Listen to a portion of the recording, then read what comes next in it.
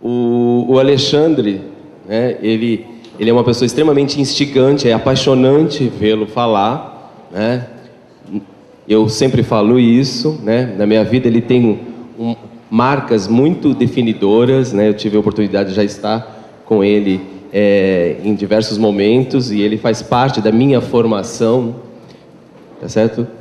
E o Alexandre traz, né, já uma maneira, como eu disse, instigante de se colocar e de falar, que pela sua própria natureza já é épica. Né? Então, a abordagem dele por excelência, pela sua presença, tá?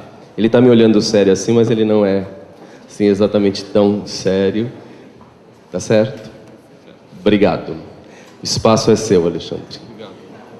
Obrigado, Kim. Boa tarde a todos. É muito difícil começar qualquer trabalho quando se é elogiado. Quando alguém nos elogia, provavelmente o tiro invariavelmente acaba saindo pela culatra. De qualquer forma, como viver é processo e todo processo pressupõe contradição, eu vou tentar falar atendo-me ao tema a partir desse pressuposto fundamental à vida, que é a contradição. Nós vamos tentar, não é, Felipe? Trabalhar alguns conceitos, vamos começar trabalhando alguns conceitos e na hora do bate-papo vocês podem me interromper a qualquer momento. Na minha idade eu já consegui manter um fluxo de pensamento sem me perder naquilo que digo e penso, tá bem? Então eu não preciso fazer exposição nesta hora e meia, 2 horas para depois haver as perguntas. Nós podemos já partir de um conceito fundamental, que é o conceito do dialogismo, né? Dial, 2 ou mais, em grego. Logismo vem de logos, logos é razão ou pensamento. Portanto, nós podemos aqui dialogar com intervenção nas falas, e isto significa que talvez o fato de vocês estarem aqui pode se transformar numa coisa boa para aproveitar este momento aqui. Muito bem. Então, vocês ficam nesse canto, é difícil, né? Porque eu tenho uma necessidade de olhar para as pessoas, eu vou cair aqui para trás, aí vai ser bem legal. Bom, então, a despeito de a forma ser aristotélica, nós podemos trabalhar com dialogismo. Para isto ocorrer, eu vou partir de algumas problematizações. A totalidade das histórias, sejam elas panorâmicas ou não, de teatro, dão conta que no mundo ocidental, tomando a experiência da Europa Central, o teatro teria surgido de ritos religiosos. Esta é uma verdade pouco ou quase nunca contestada. Então, independentemente do momento histórico em que vivamos, da probabilidade de acesso às fontes documentais, ao conhecimento, existem certas coisas que nos igualam. Um igualador, né, com relação ao teatro é esse, de que a linguagem teatral teria surgido de ritos de natureza religiosos. Pelos meus estudos, eu começo a duvidar de que esta seja uma verdade. Tá bem? Eu vou entrar depois no conceito de representação e eu vou, talvez, anunciar para vocês o motivo pelo qual eu discordo desta verdade que é tornada absoluta e quase ninguém mais contesta. Então, se o teatro surgiu de ritos religiosos, a palavra conferida à linguagem teatro, do grego teatron, é pena que a gente não, talvez pudesse depois, você pode escrever, Felipe? Depois, quem tiver interesse, porque eu sei que são formações diversas, eu pedi ao Felipe que ficasse aqui para anotar algumas palavras que sejam estrangeiras, para depois escrever para vocês e enviar para quem tiver interesse e ter acesso, tá bom? Então, a palavra teatro deriva do grego teatron ou teastai e originalmente significa lugar de onde se vê. Lugar de onde se vê refere-se, portanto, à plateia. Então, existe uma plateia desfuncionalizada dos seus atributos sociais que entra em um processo de contemplação para assimilar uma determinada obra montada fundamentalmente pelo simbólico, pelos símbolos. Depois eu vou apresentar para vocês também o que significa símbolo, que a gente sabe, mas sabe só até a página 2. Então é importante entender as coisas todas para articulá-las na condição de sujeito. Então, o Estado grego inventa, cria, legisla uma linguagem artística a que se deu o nome de teatro, referindo-se, portanto, à área da plateia. Plateia, em grego, vem de plastos. Como se fala? Plastos, em grego, significa aquilo que é manipulado por cera ou argila. Portanto, o Estado grego, ao criar esta linguagem mediada por símbolos, apresentando os pontos de vista interessantes ao Estado, pensa a linguagem como uma manipuladora dos sujeitos que vão assistir a uma determinada obra. Fundamentalmente, existe uma hierarquia, uma relação emocional com relação à tragédia, que vai apresentar os mitos formadores daquela sociedade no momento histórico em que esta linguagem estética é criada. Se não tiver estofo, que a gente chama classe, não entra. É realmente uma sociedade excludente. Então, o artista popular não participava dos teatros construídos pelo Estado. Então, eles eram obrigados a andar de lugar em lugar para sobreviver. Bem, ocorre que o Estado grego era um Estado que legislou a vida dos indivíduos de uma maneira bastante efetiva. Mas eles foram superados pelos romanos, cujo objetivo era construir e ampliar o império. Logo, a arte não tinha o valor que tinha para os gregos. O Estado romano abandonou a produção cultural e também o teatro. Com o abandono do teatro, foi muito interessante que aquilo que vem à tona é o teatro popular. Então, sem a mão do Estado, legislando, Foucault, que é um filósofo interessante, bacana, diz esquadrinhando, colocando em gavetinha, isso é bom, isso, pondo rótulo em tudo, né? O que vai se desenvolver é a cultura popular e o teatro popular. Gêneros extremamente interessantes surgem nesse momento histórico, todos populares e todos fundamentados na improvisação. Logo, a literatura dramática passa a escrita, passa a não ter quase nenhum valor na medida em que aqueles sujeitos não conheciam a linguagem escrita. Portanto, tudo era improvisado a partir de esquemas que eram fixados na memória desses sujeitos. Então, é como se organizava a partir de certos e determinados estímulos. Esse teatro se desenvolve de uma maneira muito interessante, muito interessante. A improvisação, ela é absolutamente necessária, logo, o texto escrito não tem tanta importância. Então, nesse momento histórico, o texto escrito perde seu valor. Ocorre que, com a subida da Igreja enquanto uma instituição hegemônica que vai superar a sociedade romana, tratava-se naquele momento histórico de destruir as sociedades politeístas com múltiplos deuses e impor um Deus onisciente, onipotente e onipresente. Então, como o artista popular tem como característica fundamental a irreverência, era preciso destruir os artistas, porque eles não ficavam ajoelhados para dizer amém, nem dizer meia culpa, meia máxima culpa, como a totalidade diz até hoje, né? E eles acreditavam em uma sociedade politeísta. Então, o que fez a Igreja? Um processo genocida, fantástico, de destruir os artistas. Então, do século V ao século XI, não existe nenhuma documentação oficial dando conta de que o teatro teria existido. Sabe-se, entretanto, que o teatro existiu, porque nos concílios de bispos, os artistas de teatro eram condenados a vários tipos de sevícia, inclusive à morte. E quando insistiam, as suas gerações futuras eram condenadas também, né? Não se tratava de matar marido e mulher que eram artistas, mas eliminar os filhos para que o mal não viesse por conta do desejo dos filhos que aprenderam com os pais. Então, é um período de morte dos artistas, porque o teatro precisava ser destruído. Teatro que era irreverente e um teatro politeísta, né? Mas o teatro vai surgir na igreja com a mesma característica do teatro grego, ou seja, como práticas ritualísticas de religação do homem a Deus. Então a forma, a estrutura do teatro se renova e o seu conteúdo pressupõe ser organizado a partir de pontos de vista interessantes ao Estado e à igreja, que é a própria igreja,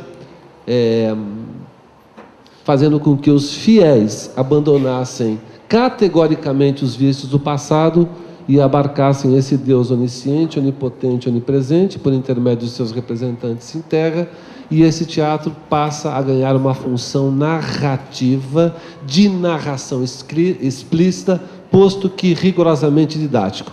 O teatro surge para apresentar uma lição cabal aos fiéis, ou àqueles que tendencialmente se desgarrariam do rebanho.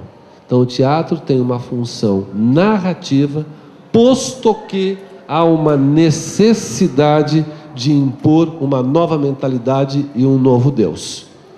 Muito bem, a desconsideração da forma anterior do teatro clássico greco-romano. Com as guerras e a dissolvência da hegemonia da Santa Madre Igreja, vai surgir, portanto, no século XVI, aquilo que se convencionou chamar de drama. Drama elisabetano, drama moderno, referente-se à idade moderna, ou drama histórico. Então, a velha forma do teatro clássico greco-romano ganha uma reestruturação formal. As 7 partes narrativas das tragédias, das comédias e dramas satíricos vão para cenas que vão constituir esse drama elisabetano. Não há mais a personagem do coro. Então tudo migra e passa para a boca da personagem. Então vejam lá, meninos, isso é importante. A voz pretérita que tudo sabe, tudo conhece e reorganiza a narrativa, vai para a boca da personagem no presente. E a isso dá-se o nome, enquanto recurso, de... Antes de dizer isso, o teatro elisabetano é totalmente anti-ilusionista. Ele não cria um cenário específico do local ou dos locais nos quais as ações se desenvolvem. Então diz lá os textos de todos, né, do Shakespeare, do Christopher Marlowe, do Ben Jonson, de todos aqueles grandes autores, mesmo porque eles foram muito instigados pela rainha a produzir teatro, que era uma forma de os valores do Estado absolutista recentemente formado chegassem de modo mais efetivo às pessoas que assistissem aos espetáculos e a mais pessoas também, motivo pelo qual se construiu os chamados teatros elisabetanos. Então, a personagem dizia: nós estamos tristes aqui nesse cemitério em que os nossos pais acabam de ser enterrados, tudo passa pelas palavras. Não há uma criação geoespacial do local, mas esta geoespacialidade das ações, elas são mediadas pela fala das personagens.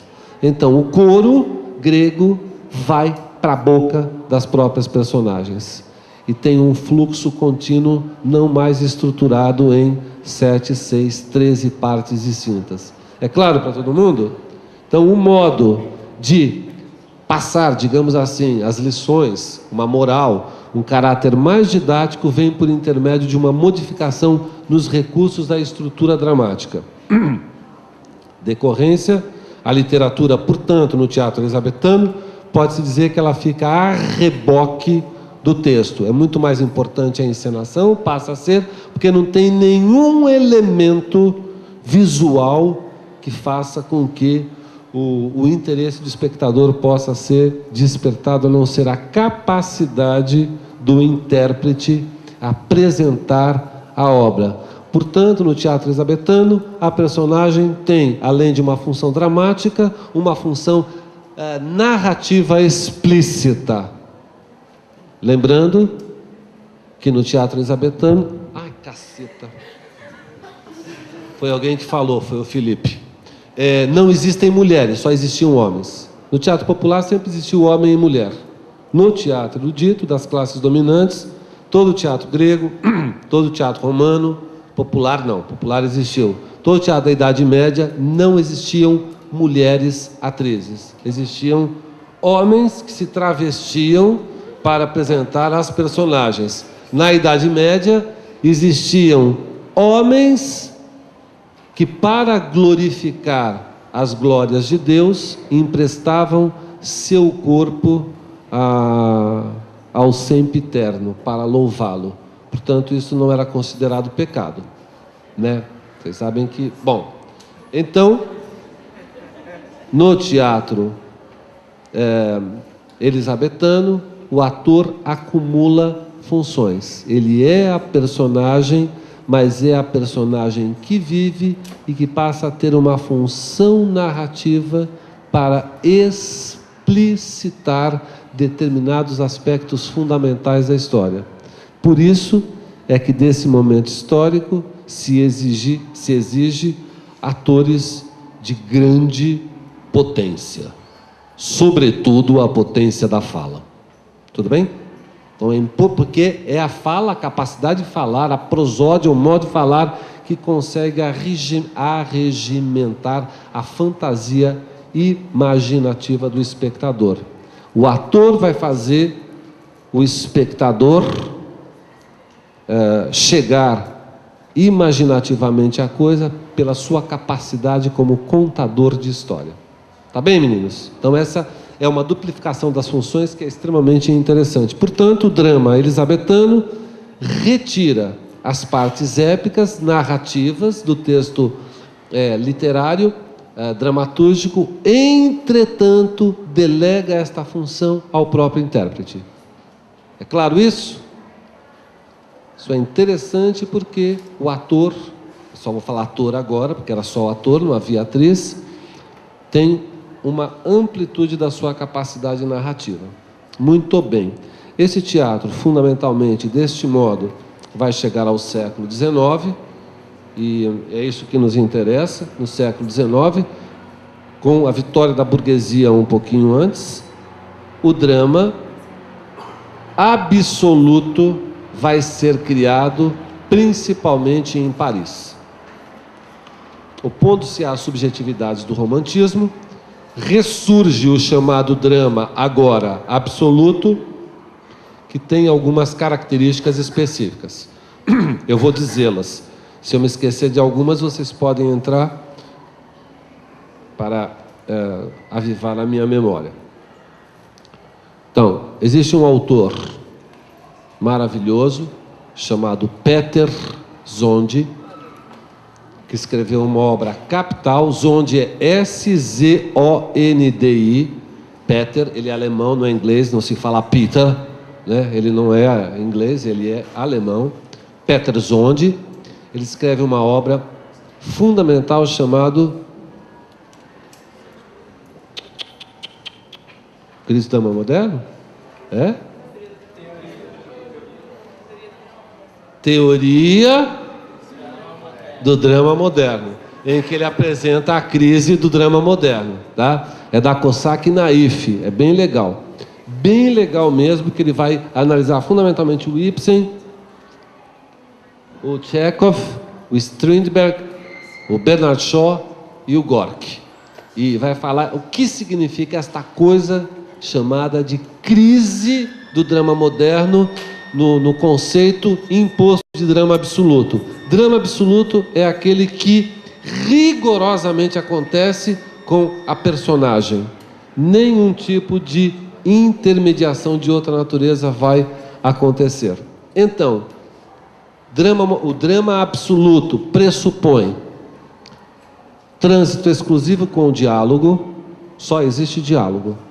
Não existe mais o ator como no teatro elisabetano, o drama elisabetano, apresentando determinações acerca do espaço geográfico. Então o teatro, ele é ilusionista. Cria-se a cena no local específico em que ela acontece. Reproduz-se a cena necessária para que não exista no drama moderno a necessidade de o ator ter uma função narrativa. Tudo bem, meninos? Então, as cenas ocorrem só por intermédio de diálogo. É o diálogo que vai nutrir a essência, aquilo que se chama de essência do drama. As cenas, elas ocorrem de modo linear. Existe uma estrutura linear em que as ações se seguem umas após as outras. O que quebra a linearidade do drama absoluto dá-se o nome de monólogo ou solilóquio. Falando dessas relações, como as relações todas mudam o tempo todo, também mudam, claro, as representações desse teatro épico. Eu queria que você falasse um pouquinho sobre essas variações, o que foi feito depois do Brecht, e também um pouquinho, se possível, dessa participação do cabaré, que para nós parece uma coisa muito estranha, né? Uma coisa tipicamente alemã, se bem que nós temos os nossos aqui. Como se chama? Eu, Afonso. Oi? Me chamo Afonso. Afonso. Então, vou dizer uma coisa assustadora a vocês e também a mim, quando eu soube. O maior fenômeno ocorrido de teatro no Brasil, o primeiro grande fenômeno ocorrido no Brasil e salvaguardado as proporções que continua com um dos fenômenos mais significativos e importantes, foi o chamado teatro de revista. Teatro de revista surge na França com o nome de teatro de fim de ano, revista de fim de ano, revista, revisitar os principais acontecimentos do ano que passou de modo crítico, pelo riso, fundamentalmente. Então vocês sabem que o riso é muito perverso, né? A gente às vezes prefere um tapa a que as pessoas possam rir de nós sem que nós saibamos o motivo pelo qual nós nos transformamos em riso dos outros. Até para uma criança pequena isso incomoda profundamente.